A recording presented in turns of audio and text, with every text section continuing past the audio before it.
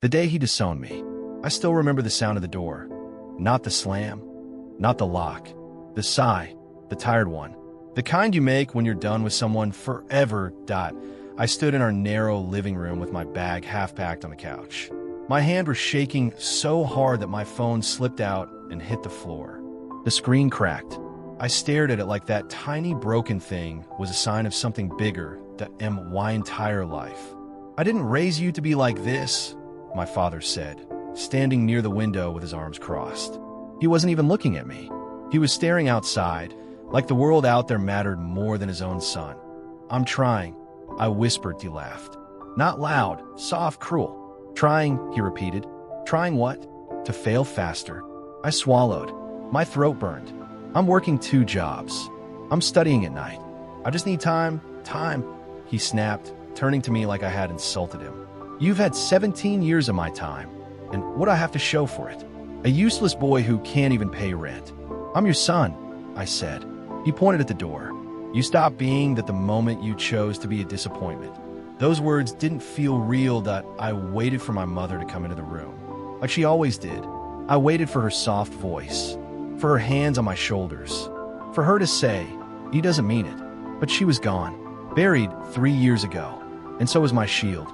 My cousin walked past the hallway then, fresh clothes, phone in hand, laughing at something on the screen. He didn't even look at me. He never did. Why father did everything for him. Paid his school fees, bought him bike, let him live here rent-free. But for me, there was never enough. There's your future, my father said, nodding toward my cousin like I was supposed to admire him. Look at him. Top student, good friends, respect. And you? I'm not him, I said. No, my father replied. You're worse.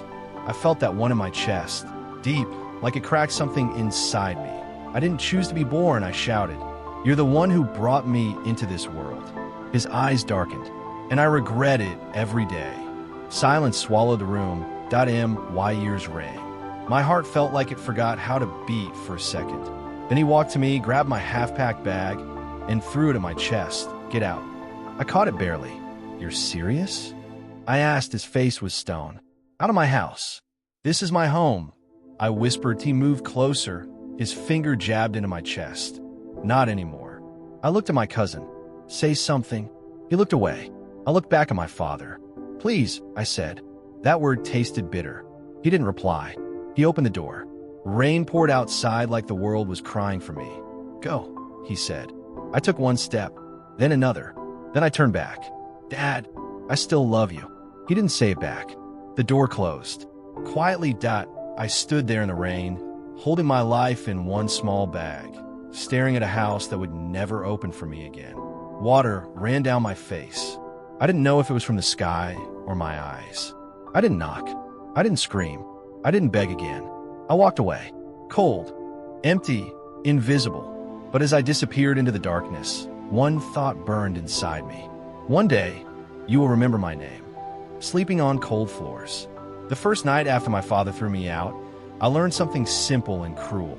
The world doesn't catch you when you fall. It just watches. I stood under a broken streetlight with my bag hanging from my shoulder and nowhere to go. Rain soaked my clothes until they felt like stone on my skin.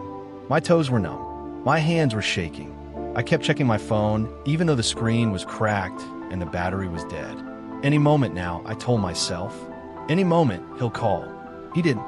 I walked until the streets stopped looking familiar. Every shop was closed. Every door was locked. Every window had light inside that didn't belong to me. Finally, I sat on the steps of a clothing store and pulled my jacket tight around myself. The floor was ice, not cold. It climbed into my bones. I leaned my head against the glass window and whispered, Mom, I don't know what to do. No answer came.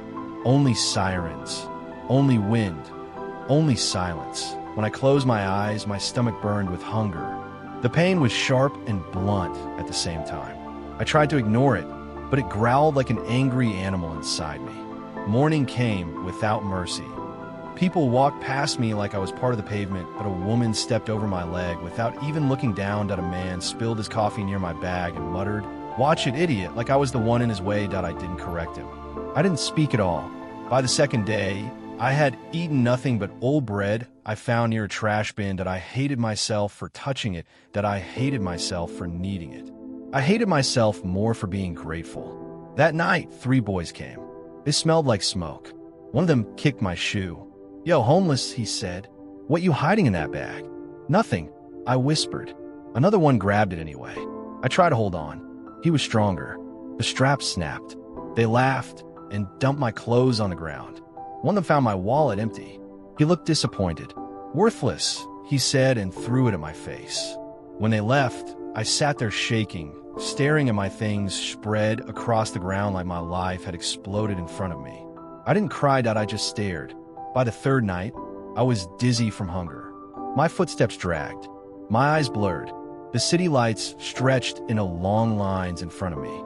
I don't even remember how I reached the building. I only remember the door spinning. And then, darkness. I woke up to a voice.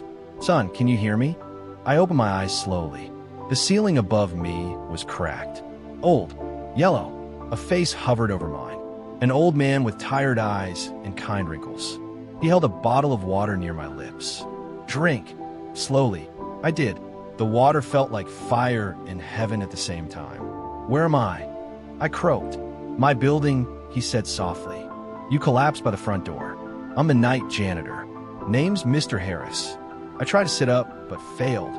"Easy," he said, pressing my shoulder gently. "You're light as paper." Embarrassment burned my cheeks. "I'm sorry," I whispered. He frowned. "For what?" "Being human." I didn't answer. He handed me a wrapped sandwich. I stared at it like it wasn't real. "Eat." I hesitated. What if it's not for me?" He snorted. "If I didn't want you to eat it, I wouldn't waste bread." That broke me. I ate too fast. Tears dropped onto the food that I didn't even notice. He pretended not to see. When I finished, he sat beside me against the wall. "You got family?" he asked. I nodded, then shook my head that he didn't push. "Life's mean sometimes," he said quietly. "But it's not done with you yet. Not if you're still breathing." I looked at him. "Why help me?" He smiled sadly. "Because I was you once." That night, he let me sleep in the basement on an old mattress. It smelled like dust and oil. But to me, it felt like a palace, because for the first time since I'd been thrown out, I wasn't alone. The deal that changed my life, I didn't believe in miracles. Not after being thrown out.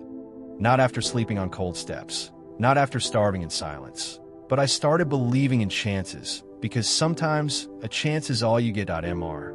Harris let me stay in the basement as long as I cleaned the building at night. Mopping floors, taking out trash, wiping windows nobody even noticed. My hands were always sore and my back hurt every morning, but I didn't complain. I couldn't get a roof over my head felt like a gift. "Don't rush the mop," Mr. Harris told me one night, watching me smear dirty water across the floor. "Slow is clean. Clean is respect." I nodded. Nobody had ever tied my work to respect before. One evening, a woman in a gray coat watched me while I cleaned the lobby glass. She had sharp eyes and a quiet smile. She waited until I finished before speaking. "You're very young to work this hard," she said. I shrugged. "I'm very hungry to stop being poor." She studied me like I was a puzzle. "What's your name?" I told her. She repeated it slowly, like she was memorizing it. "I'm Ms. Collins," she said. "I own 3 small businesses in this city." I blinked. "Congratulations," I said awkwardly. She laughed softly. "You're funny." "I like that." Mr. Harris appeared behind her. "She's dangerous," he whispered to me. Ms. Collins heard him. "I prefer interesting," she corrected. She asked me questions. Not polite ones. Not soft ones. The kind that hurt. "What do you want? Why did you really leave home? How afraid are you of failure?" Each word hit me deep. I answered honestly. "Freedom. My father didn't love me back. I'm terrified." She nodded like that's what she expected. 2 nights later, she returned. This time, she brought coffee. Real coffee. She sat beside me and spoke low. "I run a small private investment group. We support people no one believes in." I almost laughed. "Then you came to the right basement," I said. She slid an envelope across the table. Inside was cash. More than I had held in my entire life. I froze. "I can't take this," I whispered. "You won't," she replied calmly. "You'll invest it." I didn't even know what that meant. "I don't own anything," I said. She leaned forward. Except your brain and your courage. She told me about buying forgotten properties, fixing them slowly, selling them quietly. She talked about patience like it was a weapon. There's also a silent partner, she added. Who? I asked. She smiled. Someone who believes that broken people build the strongest empires. I didn't know why, but that line stuck inside me. I failed. A lot. The first deal collapsed. The second nearly ruined me. I lost money. I cried. I want to quit. One step forward, two steps back. I groaned one night. Miss Collins stirred her coffee. Good. That means you're still moving. Mr. Harris believed in me even when I didn't. Buildings are like people, he once said. Fix the foundation first. It took a year, then another. Then one night, the phone rang. My hand shook as I answered. You made your first profit, Miss Collins said. I sat down hard. How much? She told me. I laughed until my chest hurt. I cried until my eyes burned. It wasn't just money. It was proof that I wasn't a mistake, that my life wasn't over at 17, that maybe I was just beginning. That night, I stood alone on the building roof, staring at the city lights. And for the first time since my father slammed that door, I didn't feel small. I felt dangerous. 5 years changed everything, not slowly, violently. I went from scrubbing floors to owning them. Not in public, not with headlines. I worked in silence. I no longer answered calls myself. Other people did that.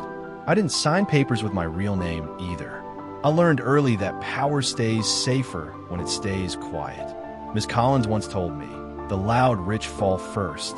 The quiet ones rule longest. So I became quiet. I wore cheap clothes. I lived in small places. I drove borrowed cars.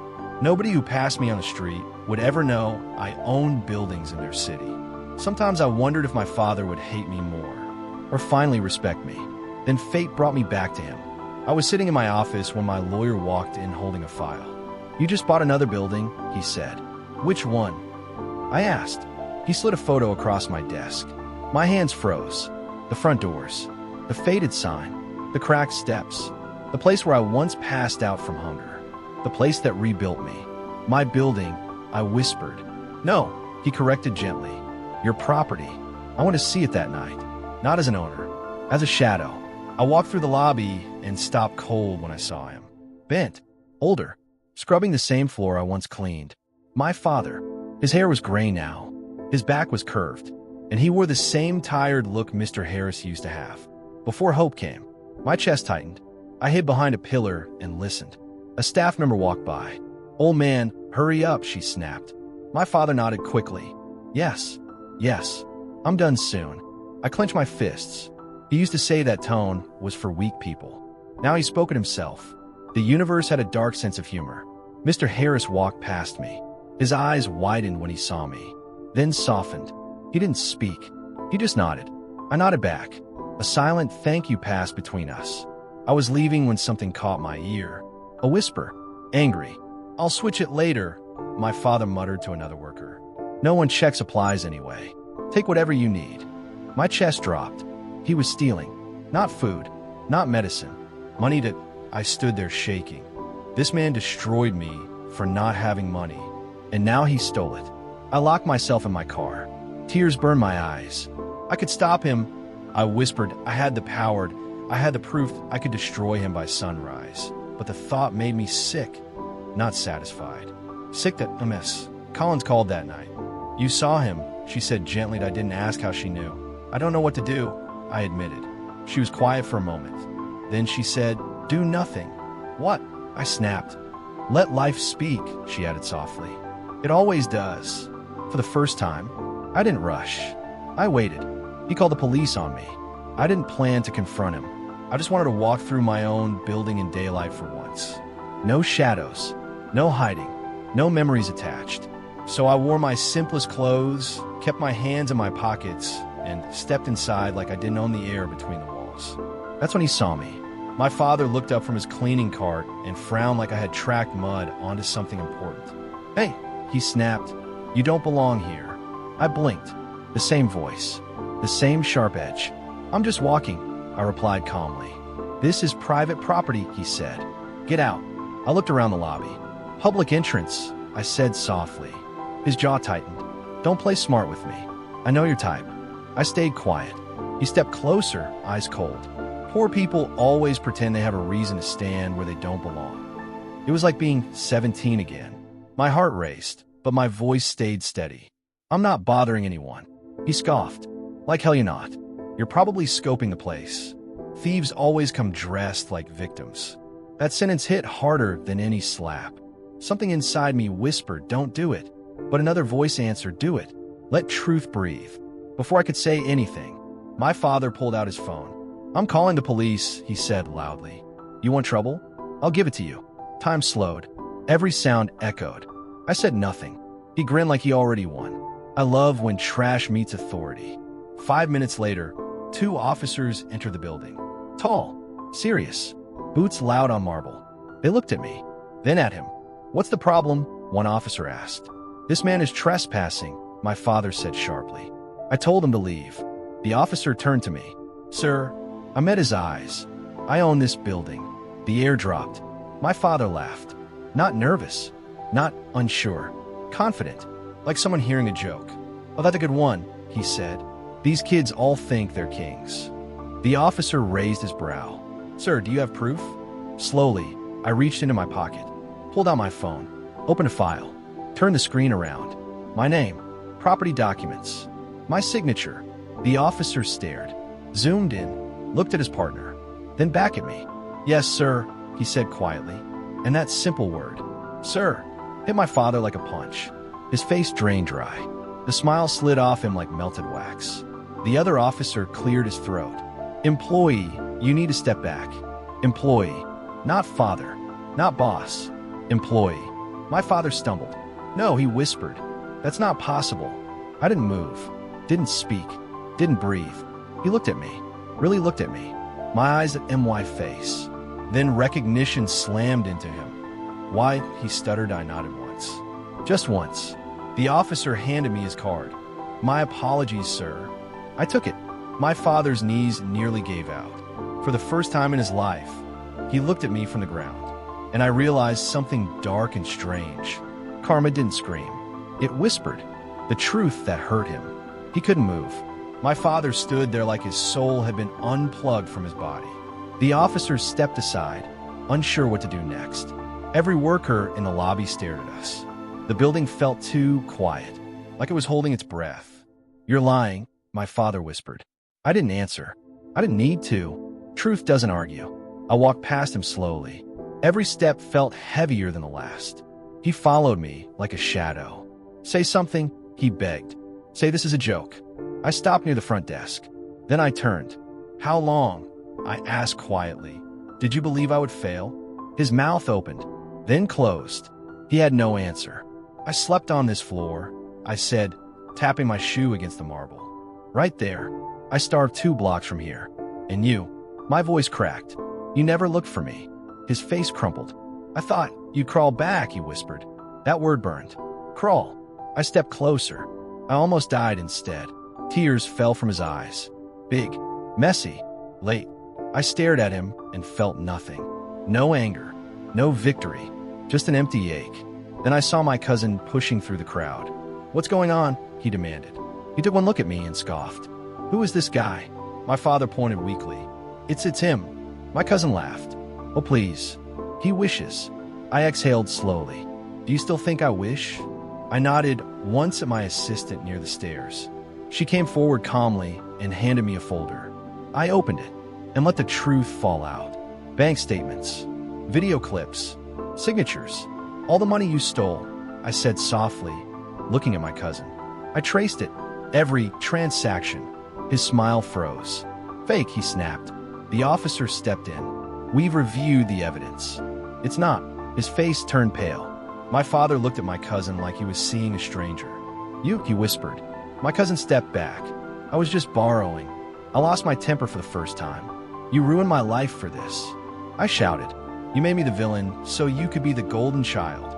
Silence crushed the air. My cousin dropped the folder and ran. The officer followed. My father collapsed into a chair. I chose wrong, he sobbed. His body shook. I chose wrong. I knelt in front of him. Too late. The words left my lips cold. I don't hate you, I added. I just don't belong to you anymore. He begged me to stay. I turned to leave. I thought my feet would feel light, free. Instead, they felt heavy, like my soul didn't know where home was anymore. I reached the glass doors when I heard it. My name, not shouted, not angry, broken. I raised you. I stopped. My hand rested on the door handle. I changed your diapers, my father whispered. I carried you when you cried. I taught you how to ride a bike. You can't just walk away. I closed my eyes. Every word cut, not because it was wrong, because it was too late. I turned back slowly. You raised me with your hands, I said, but not your heart. His lips trembled. I was afraid, he cried. Afraid you'd be weak like your mother. That sentence stabbed deep. I walked toward him. My voice shook. She was the strongest person I ever knew. He dropped his head. I know. He fell to his knees. Right there, in front of everyone, and begged. I'll change, he sobbed. I'll sell everything. I'll fix it. Just don't leave me alone. It felt wrong. Watching the man who once scared me break. I knelt but didn't touch him. Back then, I would have hugged him. Back then, I would have forgiven everything. But now, I waited for you, I whispered. Every night, every birthday, every time my phone buzzed. I hoped it was you. His voice cracked. I didn't think you'd survive. I smiled sadly. And I didn't think you'd care. He looked up. I do. I swear. I nodded softly. I know. I stood. But knowing now doesn't heal then. His hands shook as he reached for me. I stepped back. I'm not punishing you, I said quietly. I'm just done bleeding. Tears streamed down his face. Where will you go? He asked. Somewhere I'm not afraid to be myself. I turned again. This time, he didn't call my name. And that silence? That was his final answer. I thought revenge would be loud. I thought it would taste sweet. I thought it would heal the holes inside me. But it didn't. It only closed a door. Quietly. And some doors closed without sound. I stood alone on the rooftop of my building that night. The sky was soft with early light, and the city stretched below me like a tired animal finally sleeping. For the first time in years, no fear followed me. No anger. No weight. Just air. Just me. I thought about my cousin sitting in a cold room somewhere, waiting to face his crimes. I didn't smile. I didn't celebrate. He had already lost. Not because he went to jail, but because he chose greed over blood. And it ate him alive. I thought about my father too. Not as the man who broke me, but as the man who was breaking. I heard he quit his job the next morning. No goodbye. No explanation. Just silence. The same silence he once gave me. But I didn't feel victory. Only understanding. Sometimes karma doesn't destroy. Sometimes it leaves people alive, so they can feel everything. I closed my eyes and whispered to the air, I survived, Mom. The words caught in my throat. I didn't become cruel. I didn't become small. I didn't become like him. The wind touched my face like a hand. Kind. Familiar. I imagined her voice like I used to when I was a child. I'm proud of you. I breathed in slowly. And for once, I believed it. Weeks later, I signed papers again. Not for myself, but for kids who slept on steps the way I once did. I opened a quiet fund. No big names. No banners. Just help. Just food. Just hope. Because somebody once did that for me. And I refused to stop the chain. Mr. Harris visited me every Sunday after that. He never asked for anything. Just tea. And stories. And silence. Sometimes I caught him smiling at nothing. Like he always knew this was how I would end up. As for me, I no longer chased the shadow of a man who didn't love right. I stopped trying to earn a home from someone who only gave walls. I built my own. Out of pain. Out of survival. Out of truth. And if my father ever looks up at my building now, I don't hope he feels regret. I hope he understands that the boy he threw away didn't disappear. He just outgrew the door. He lost a son that night. But I found myself.